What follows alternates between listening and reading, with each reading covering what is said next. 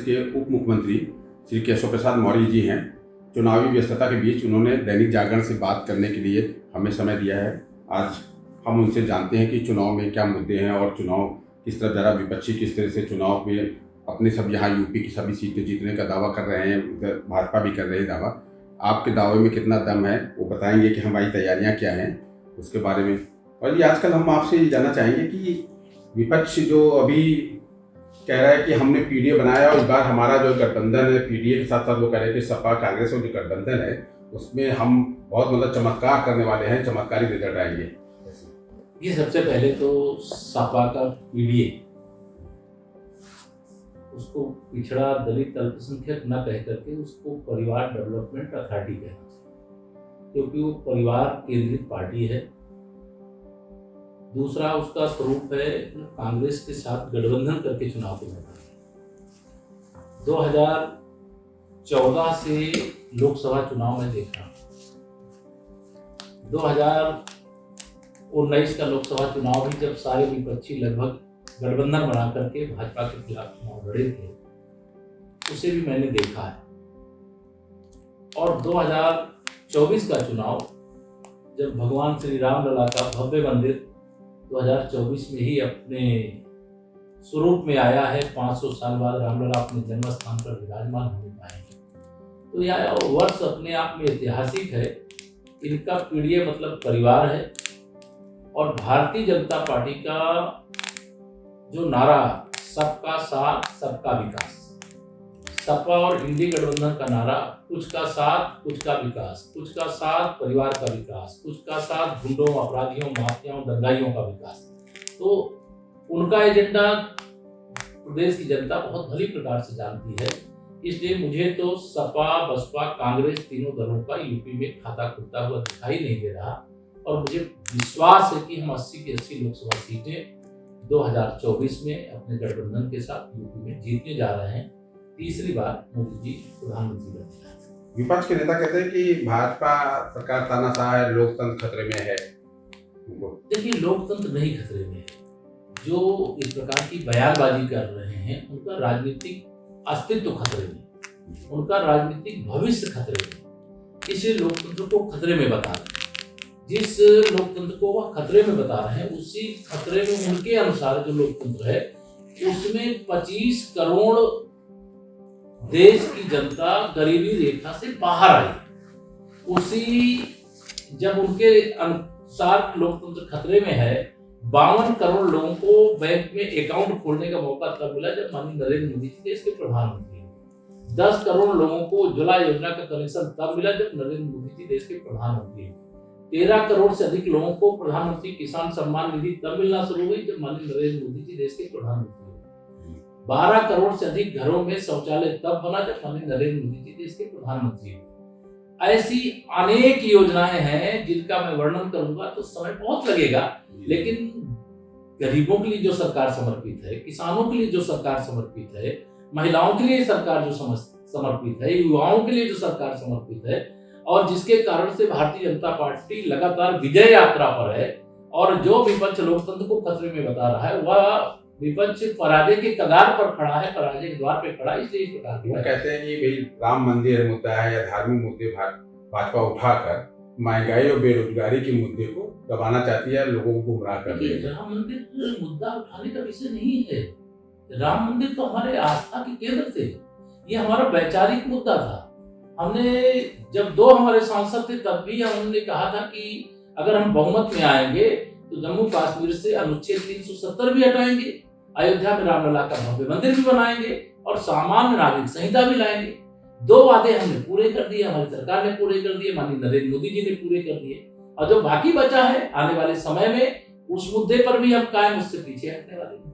अभी आजकल जो मतलब बिल्कुल मौजूद है, जैसे आज ही मतलब सपा के लोग हैं जो अखिलेश यादव जी हैं या कोई नेता प्रतिपक्ष अखिलेश सपा के जो मुखिया अखिलेश यादव जी कह रहे हैं कि आपको सबसे बड़ा गुंडा बता रहे हैं वो। देखिए, श्री अखिलेश यादव जी इस समय गंभीर तनाव के दौर से गुजर रहे हैं। उत्तर प्रदेश के इस होने वाले लोकसभा चुनाव में कांग्रेस से गठबंधन के बावजूद भी उनका खाता नहीं खुल रहा। वह सारे रास्ते अपना करके देख चुके और 2012 में जब मुख्यमंत्री वो बने थे, लगा कि वो लंबे समय तक शासन करेंगे और शायद देश की राजनीति में बहुत महत्वपूर्ण यात्रा पूरी करेंगे। लेकिन 2012 में मुख्यमंत्री बनने के बाद 2014 में 73 लोकसभा सीटें वो गंवा चुके हैं। 2017 में जब विधानसभा चुनाव आया और उनके नेतृत्व में 5 साल सरकार चली तो 47 विधायक पर सिमट गई, भाजपा 325 विधायक जीतने में कामयाब। 2019 में जब देखा कि हम अकेले नहीं जीत सकते, गठबंधन करके लड़ लिया, तब भी 64 सांसद हमारे जीते। अब तो आजमगढ़ और रामपुर भी हम जीत करके 66 सांसद हमारे 51% वोट के साथ। 2022 के विधानसभा चुनाव में 400 विधानसभा सीटें जीतने का दावा कर रहे थे और 111 पर सिमट गए। राज्यसभा में 3 कैंडिडेट लेकर के आए, तीसरा कैंडिडेट उनका हार गया। भाजपा 8 लेके आई, 8 के 8 जीत गए। उसी दिन मैंने कहा था 8 राज्यसभा जीते हैं, 80 लोकसभा जीते हैं। तो देखिए, समाजवादी पार्टी जो मेरे बारे में अगर वो बोलेंगे तो मैं इतना ही कहूंगा, मैं तो एक आंदोलनकारी हूं। मैं चुनौती देता हूं श्री अखिलेश यादव जी, अगर उनमें हिम्मत है तो मेरी पूरी जो मेरे खिलाफ मुकदमे लिखे हैं निकालें। मेरे मुकदमे हिंदुत्व के लिए, मेरे मुकदमे श्री राम जन्मभूमि के लिए, मेरे मुकदमे गौरक्षा के लिए, मेरे मुकदमे दुर्गा पूजा के कार्यक्रम कराने के लिए। प्रत्याशी या माफिया जो मुख्तार अंसारी, उनके भाई अफजाल के आपके मुकदमे गिना रहे हैं, 16 मुकदमे हैं, 302 का मुकदमा भी बता रहे हैं। देखिए, माफिया मुकदमे मेरे आंदोलनकारी के गिनाए, इससे अधिक परिहास का दूसरा कोई विषय नहीं हो सकता। एक माफिया, एक अपराधी, एक अपहरणकर्ता, एक अनेक हत्या के आरोपों में वांछित, वो अगर इस प्रकार के बयान देगा तो कोई उसका समर्थन नहीं करेगा। हंसेंगे, उसकी आलोचना करेंगे, उनको चुनाव में सबक भी सिखाएंगे। वो 2019 के मुगालते में न रहें, वो समाजवादी पार्टी के प्रत्याशी के रूप में इस बार जमानत बचाने के लाले पड़ जाएंगे। तो आप लोगों को कह रहे हैं मुख्यमंत्री जी आपकी जो भाषा है वो भाषा का सलीका भी सिखा रहे हैं, कह रहे हैं कि सीएम साहब और या सीएम जो बोल रहे हैं अखिलेश यादव जी कह रहे हैं तो मैं राष्ट्रीय स्वयंसेवक संघ का स्वयंसेवक हूँ। अब मुझे क्या भाषा बोलनी है कि अखिलेश यादव जी नहीं सिखा सकते, जो अपने बाप को अध्यक्ष पद से हटा करके स्वयं अध्यक्ष की कुर्सी पर कब्जा करके सार्वजनिक मंच पर अपमानित किया, वो हमको ज्ञान देंगे। जो विधानसभा में सत्र के दौरान मैं अपनी पार्टी की ओर से, अपनी सरकार की ओर से विषय रख रहा था, उसमें आपा खो बैठे, अहंकार से भरे हुए हैं। और अहंकार का जवाब भगवान भी देते हैं और जनता भी देती है। इसलिए वो जो भी चुनाव, उसके बाद तो कोई चुनाव आया नहीं है, इस चुनाव में विधानसभा में उनके द्वारा प्रयोग किए गए अपशब्दों का भी जवाब जनता देगी। केशव प्रसाद मौर्य को शूद्र कहा, इसका भी जवाब जनता देगी। केशव प्रसाद मौर्य को गुंडा कहा, इसका भी जवाब जनता देगी। और श्री अखिलेश यादव को ये पता चलेगा कि पिछड़ों के नेता वो नहीं रहे, वो परिवार के नेता बनकर के रह गए हैं। पिछड़ा वर्ग भारतीय जनता पार्टी के साथ है, माननीय नरेंद्र मोदी जी के साथ। वो तो कहते हैं पिछड़ों की बड़ी उपेक्षा होती है जो है उनके कथनी और करनी। अगर उन्होंने पिछड़ों का सम्मान किया होता, आदर किया होता, तो पीडीएस शब्द सत्ता से बेदखल होने के बाद नहीं लाना पड़ता। वो पीडीएस शब्द का प्रयोग इसलिए कर रहे हैं, सोच रहे हैं कि इसके आधार पर हम गुमराह कर लेंगे, बेवकूफ बना लेंगे। लेकिन अब जब सत्ता में रहते हुए, चाहे श्री राहुल गांधी जी देश की सरकार चलाते समय और चाहे अखिलेश यादव जी प्रदेश की सरकार चलाते समय, उन्होंने जब अपना धर्म नहीं निभाया है, तो अब जो पिछड़ा है, अनुसूचित वर्ग का है, अगड़ी जाति का है, सब लोग अपना धर्म निभाएंगे और कमल का बटन दबाएंगे। मोदी जी को तीसरी बार देश का प्रधानमंत्री प्रचंड बहुमत से बनाएंगे। अभी पश्चिमी उत्तर प्रदेश की 16 सीटों पे चुनाव पहले दूसरे चरण में होना है, क्योंकि भाजपा को 5 सीटें नहीं है इस बार में। अभी जो जैसे आप क्लीन स्वीप की बात करें, वो लोग भी कह रहे हैं कि उन 5 सीटों में बसपा इस बार अलग से लड़ रही है। तो क्या लगता है उसमें की सपा और बसपा की ही सीटें वो सारी हैं? 4 जून 400 पार, जिन 16 सीटों की आप चर्चा कर रहे हैं, पहले चरण, दूसरे चरण, 16 की 16 सीटें, उसमें से 14 सीटें भारतीय जनता पार्टी लड़ रही है, 2 हमारे सहयोगी दल राष्ट्रीय लोकदल लड़ रहे हैं। सभी 16 सीटें हम जीत रहे हैं। हमको कोई पूर्वी उत्तर प्रदेश की भी 7 सीटें ऐसी है जहां आपके पास नहीं है भाजपा का।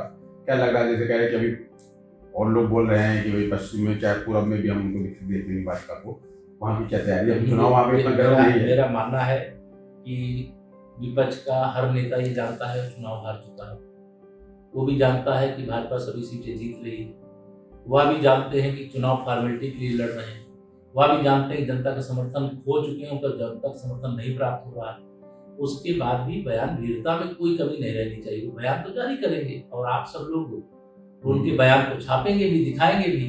तो जब आप उनके बयान छापेंगे तो ट्विटर पे राजनीति करते हैं, जमीन पे न चुनाव के पहले उतरते हैं, न चुनाव के समय उतरते हैं, न चुनाव के बाद उतरते हैं। और भारतीय जनता पार्टी के कार्यकर्ता चुनाव के समय भी दिन रात मेहनत करता है, चुनाव के बाद भी मेहनत करता है, चुनाव के पहले भी मेहनत। काफी जो है मतलब वरिष्ठ पदाधिकारी भी है, नीतीश जैन भी। आपको दूसरे राज्यों में भी सभाएं आप लगी, यहाँ पे लगी, कितनी सभाएं क्या है कि 4 दिन पहले मुझे लगता है कि हमने ये तय किया है, जैसे हनुमान जी भगवान श्री राम जी के परम भक्त और परम सेवक, उनका क्या है कि राम काज कीन्हे बिना मोहि कहाँ विस्तार। और भारतीय जनता पार्टी के लिए काम करना मैं समझता हूँ राष्ट्र काज है। मोदी जी को तीसरी बार प्रधानमंत्री बनाना माने भारत माता की पूजा है। तो इस भाव से राष्ट्र काज कीने बिना या भाजपा के कार्यक्रम कीने बिना, मोदी जी को तीसरी बार पीएम बनाए बिना मोदी का विस्तार। माननीय नरेंद्र मोदी जी के नेतृत्व में जो देश में 10 साल काम किया गया है, उस काम के दम पर जीत रही है। जो माननीय नरेंद्र मोदी जी के नेतृत्व में आने वाले 5 साल में क्या क्या करेंगे, देश की जनता के सामने वादा है, गारंटी है मोदी जी की, उस गारंटी के मुद्दे जीत रहे हैं। हम सुशासन के मुद्दे पर सत्ता में आए थे और सुशासन दिए, भ्रष्टाचार मुक्त भारत बनाने का वादा किए, भ्रष्टाचार के खात्मे के लिए लगातार काम कर रहे हैं, उसके आधार पर जीत रहे हैं। गरीब कल्याण के मुद्दे पर जीत रहे हैं, महिला सशक्तिकरण के मुद्दे पे जीत रहे हैं। किसानों के लिए जितना काम माननीय मोदी जी की सरकार ने किया, इतना किसी सरकार ने नहीं किया, इस मुद्दे पर जीत रहे हैं। भाजपा तो विजय यात्रा पर है ही और जनता का समर्थन। तो क्या है आपका कोई विकास और जो कहना चाहिए कि राष्ट्रवाद बड़ा मुद्दा है कि सांप्रदायिक ध्रुवीकरण? ये सांप्रदायिक ध्रुवीकरण की राजनीति विपक्ष करता है। मेरे प्रधानमंत्री जी क्या कहते हैं? सबका साथ सबका विकास। सपा और कांग्रेस के लोग क्या कहते हैं? कुछ का साथ कुछ का विकास, कुछ का साथ परिवार का विकास, कुछ का साथ गुंडों का विकास, कुछ का साथ दंगाइयों का विकास, अपराधियों का विकास, माफियाओं का विकास। ये उनकी राजनीति है। हमारी राजनीति तो, जब मेरे प्रधानमंत्री जी कहते हैं मेरे 140 करोड़ परिवार जनों, तो भारत में कोई बकाया नहीं जाता है क्या? ये बात ठीक है कि पसमानदा या जो मुस्लिम में जो पिछड़ा है, जो तबका है, उसमें लाभार्थी सबसे बड़ा वर्ग है। लेकिन एक बार फिर बात ये उठती है, जैसे यूपी की बात करें तो एक भी मुस्लिम कैंडिडेट भाजपा ने नहीं उतारा। हारने के लिए भाजपा नहीं देती है कि मुस्लिम कैंडिडेट को दिखाने के लिए दे दें कि हम मुसलमान को दे रहे हैं, वो चुनाव हार जाए। हमें 80 की 80 सीटें जीतना है तो हम हारने के लिए टिकट नहीं दे सकते। और जो जब जीतने की स्थिति में हमारा कोई मुस्लिम समाज का कार्यकर्ता हो जाएगा तो उसको भी टिकट देंगे। यहाँ जाति देख करके, धर्म देख करके टिकट नहीं दिए जाते, जीत कौन सकता है उसके आधार पर टिकट दिए जाते। भाजपा का घोषणा पत्र तो अभी नहीं आया है, लेकिन सबसे बड़ा चुनाव में जो भी मुद्दा, सबसे प्रभावी मुद्दा क्या होगा? मतलब एक दो बात हम करें। पहले तो मैं आपको स्पष्ट कर दूं, भाजपा का घोषणा पत्र नहीं आएगा, संकल्प पत्र आएगा। संकल्प का मतलब है उसे सफल ही करना है। घोषणा का मतलब है ढकोसला, जो कांग्रेस करती है। पहले भाजपा भी करती थी, पहले करती थी ना, पहले करते थे तो हम कभी बहुमत नहीं पाते थे। आज हम संकल्प लेकर के आते हैं, जो संकल्प पत्र में कहते हैं वो करते हैं, उससे ज्यादा करते हैं और इसके कारण से जीतते हैं। और हमारे मुद्दे बहुत स्पष्ट हैं। वो देश के 140 करोड़ लोगों को स्पर्श करने वाले मुद्दे हैं, उनके जीवन में खुशहाली लाने वाले मुद्दे हैं, भारत को विश्व की सबसे बड़ी शक्ति बनाने वाले मुद्दे हैं, 2047 तक विकसित भारत बनाने, तीसरी अर्थव्यवस्था बनाने, हर गरीब के जीवन में जो गरीबी के कष्ट है उस कष्ट को दूर करने, हर युवा के उज्जवल भविष्य का निर्माण करने के मुद्दे हैं। अभी कुछ जैसे टिकट बंटवारे हुए तो कुछ मुजफ्फरनगर की बात आई या गाजियाबाद की बात आई, कुछ हमें आगरा की जो असंतोष की स्थिति दिखाई दी, कुछ छोटे छोटे मुद्दे उठे, सब उठे। थोड़ा बहुत चुनाव में जब कई लोग दावेदार होते हैं तो दावेदारी के आधार पर जब टिकट कटता है तो टिकट नहीं मिलता है, कुछ लोग नाराज होते हैं। लेकिन फिर भाजपा है ना, ये भाजपा में सब लोगों को ये तो है नहीं कि लोकसभा के बाद कोई चुनाव नहीं होगा या सांसद बनने के अलावा कोई और कुछ बनने के लिए स्थान नहीं है। भाजपा है, हमारी देश और प्रदेश में सरकार है। जो कार्यकर्ता दावेदार थे, जिनके कई बार ऐसे स्थिति होती है कि ये 4 प्रमुख लोग हैं, इसमें किसी को भी लड़ाया जा सकता है तो 3 नहीं लड़ा पाए तो कहीं समायोजन करेंगे, कोई संगठन का काम करेगा, कोई सरकार के किसी जिम्मेदारी को निभाएगा, कोई और कोई बड़ी जिम्मेदारी निभाएगा। बहुत सारे ऐसे लोग हैं, कई बार उनको टिकट नहीं मिला।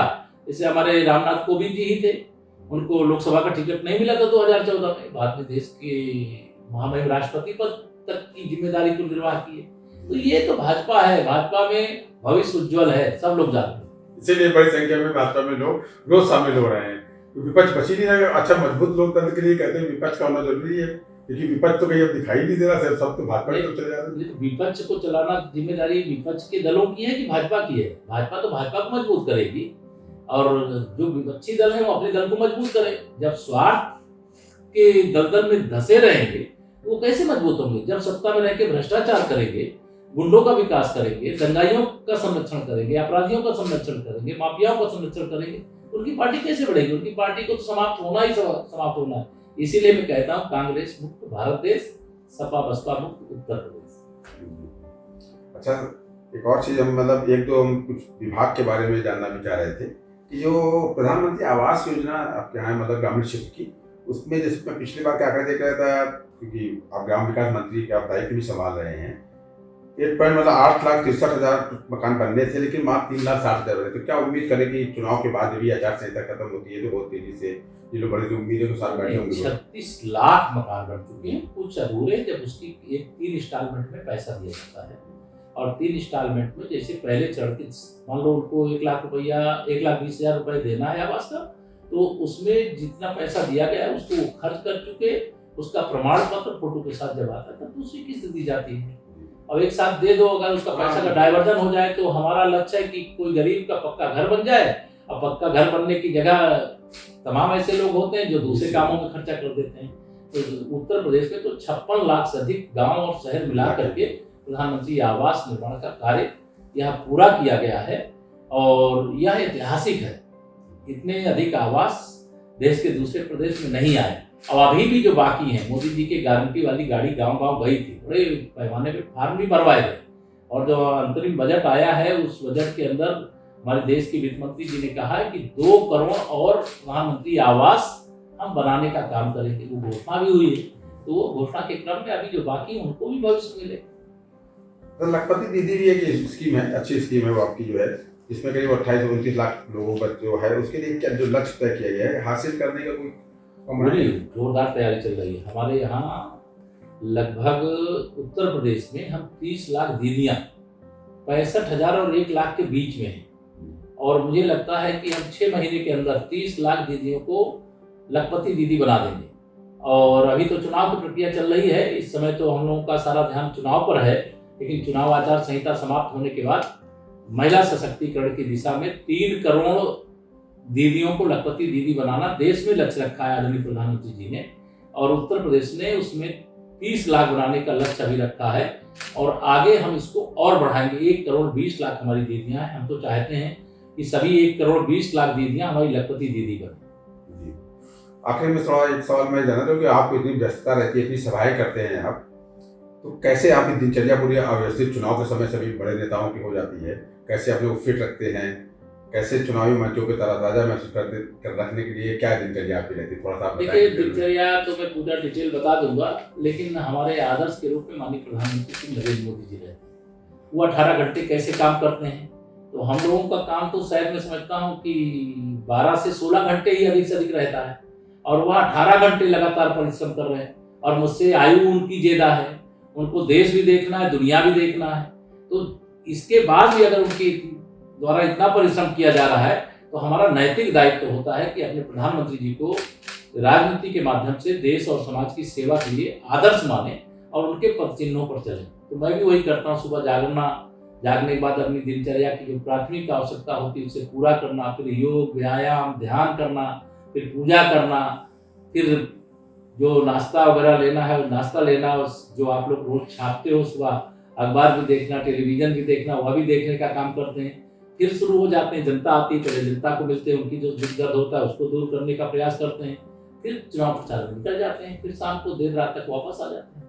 अच्छा, आपको जैसे इन लोगों ने, अखिलेश यादव ने बोला और साथ में फिर लोग, तो कुछ और समाज के जो हैं, जो पिछड़ा कुशवाहा समाज और सभी लोग वो भी आक्रोशित हो गए हैं, तो स्टेट में कहीं लॉ एंड ऑर्डर की सिचुएशन बिगड़ने की स्थिति न बन जाए। ये देखिए, ये केशव प्रसाद का अपमान नहीं है। श्री अखिलेश यादव जी और उनके गैंग के लोग जो बयानबाजी कर रहे हैं वह केशव प्रसाद मौर्य के साथ साथ संपूर्ण पिछड़े वर्ग का अपमान कर रहे हैं, संपूर्ण उत्तर प्रदेश के उन तमाम लोगों का अपमान कर रहे हैं जो अपराध के खिलाफ लड़ाई लड़ते हैं, माफियाओं के खिलाफ लड़ाई लड़ते हैं, गरीबों के हित में लड़ाई लड़ते हैं, राष्ट्रवाद की लड़ाई लड़ते हैं, विकास की लड़ाई लड़ते हैं। ये उस प्रकार के बयान हैं और ये हताशा, निराशा और घोर निराशा का परिणाम।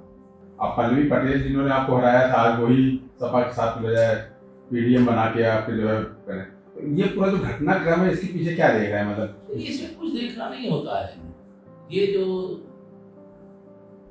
कह लीजिए कि 400 सीटें जीतने का दावा कर रहे थे, 111 पे सिमट गए और उनका दावा हवाई हो गया, उसकी चर्चा नहीं कर रहे। अरे कोई सीट हारे हैं लेकिन बहुमत तो भारतीय जनता पार्टी का आया है। सपा हार गई, भाजपा जीत गई।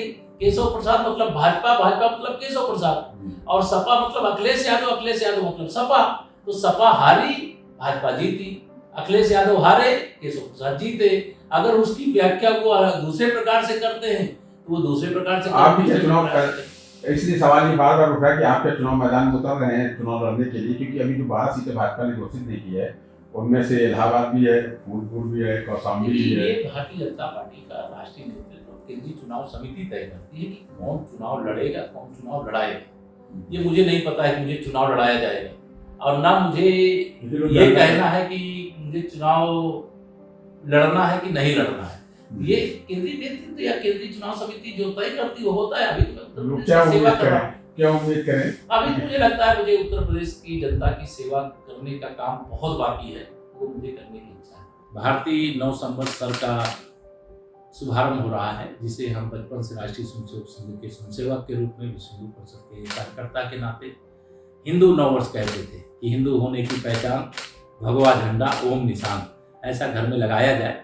अर्थात जो नया संवत्सर, भारतीय नव संवत्सर हिंदू नववर्ष प्रारंभ हो रहा है, उसके लिए मैं सभी अपने उत्तर प्रदेश वासियों को, सभी देशवासियों को, दुनिया भर में बसे हुए भारतवासियों को, या नया वर्ष चूंकि इसलिए बहुत महत्वपूर्ण है क्योंकि इसी वर्ष रामलला विराजमान हुए अपने जन्म स्थान पर और 500 साल बाद विराजमान हुए हैं, और यह हमारे लिए बहुत गौरव का दिन है। नया संवत्सर, नया वर्ष, अंग्रेजी नववर्ष के हिसाब से भी, और रामलला जन्म स्थान पर जब से विराजे हैं उसके बाद आने वाली रामनवमी है, उसकी मैं हार्दिक सभी राम भक्तों को, सभी राष्ट्र भक्तों को, सभी भारतवासियों को जो देश में है, प्रदेश में है, दुनिया में, उनको बधाई देता हूं।